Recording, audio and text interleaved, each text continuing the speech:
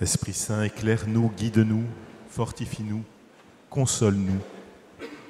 Dis-nous tout ce que nous devons faire et commande-nous de le faire. Donne-nous ta paix.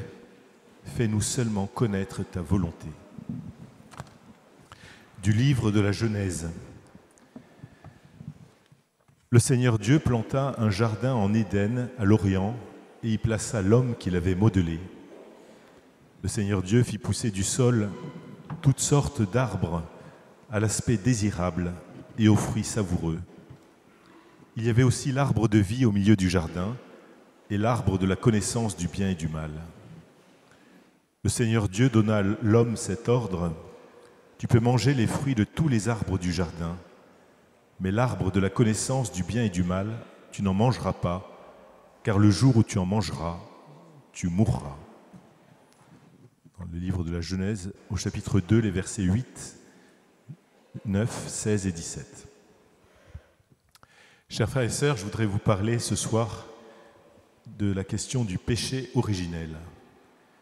Nous venons d'entendre Dieu qui disait à Adam: l'arbre de la connaissance du bien et du mal, tu n'en mangeras pas, car le jour où tu en mangeras, tu mourras. Qu'est-ce que cet arbre de la connaissance du bien et du mal qui peut donner la mort? Et puis, qu'est-ce que le bien et le mal d'abord? Beaucoup aujourd'hui ne savent pas répondre à cette question. Il y a quelque temps, une personne me disait qu'elle était frappée par le fait que de nombreux jeunes aujourd'hui ne savent pas qu'il y a un bien et un mal. Ils ne font pas la différence entre les deux. Pour eux, tout se définit par l'expérience, parce qu'ils n'ont pas la notion de ce qui est bon ou mauvais. Par exemple, pour la drogue, tout dépend de l'expérience qu'ils en font. Ils sont alors guidés par leurs émotions, incapables de nommer vraiment ce qui est bon ou mauvais.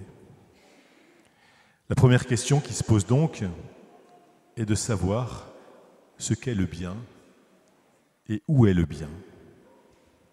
Alors il y a plusieurs réponses à cette question du bien.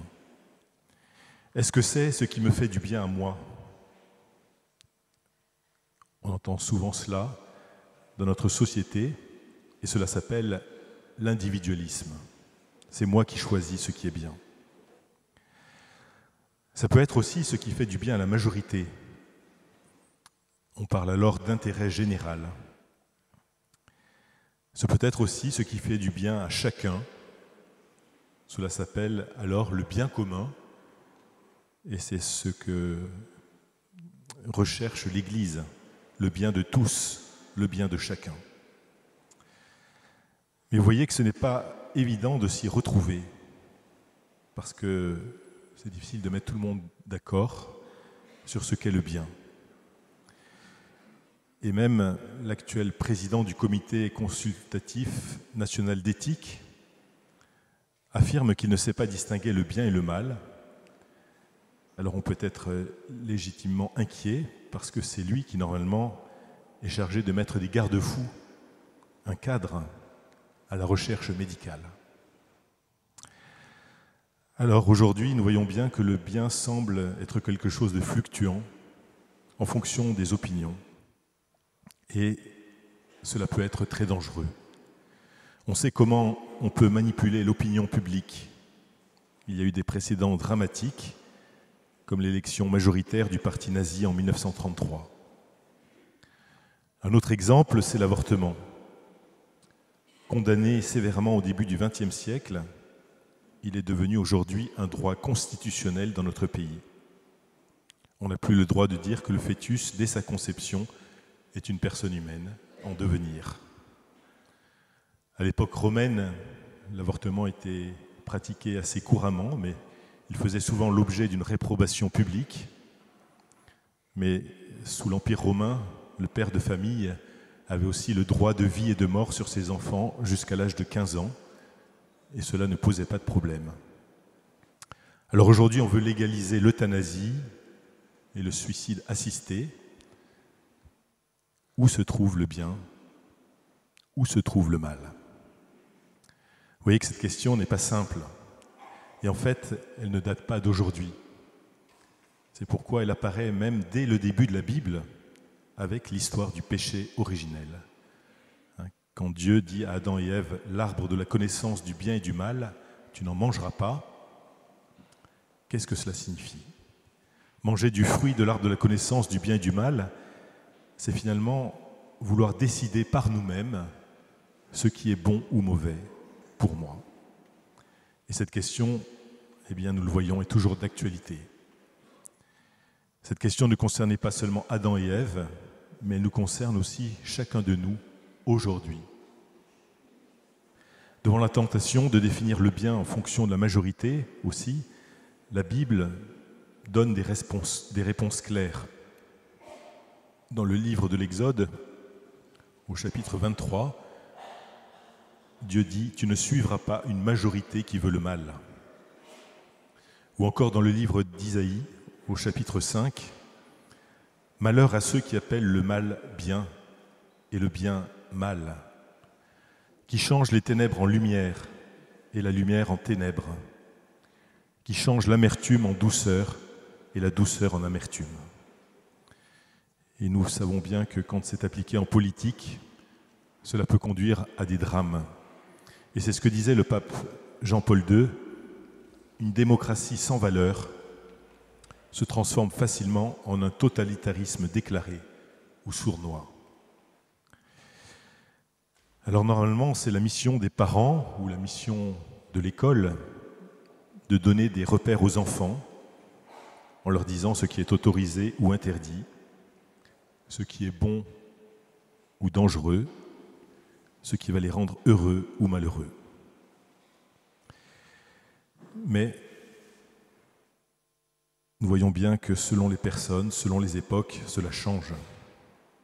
Aussi, avec les 10 commandements, Dieu nous a donné des éléments de réponse qui ont une valeur universelle. Honore ton père et ta mère. Tu ne tueras pas. Tu ne voleras pas. Tu ne commettras pas d'adultère. Tu ne convoiteras pas le bien de ton prochain. Tu ne porteras pas de faux témoignages contre ton prochain, c'est-à-dire tu ne mentiras pas, etc. Les 10 commandements, ces directives simples, rejoignent les éléments de civilisation élémentaires que la raison humaine a pu trouver par elle-même. Ce sont des règles de vie au service du bien de chacun dans une société.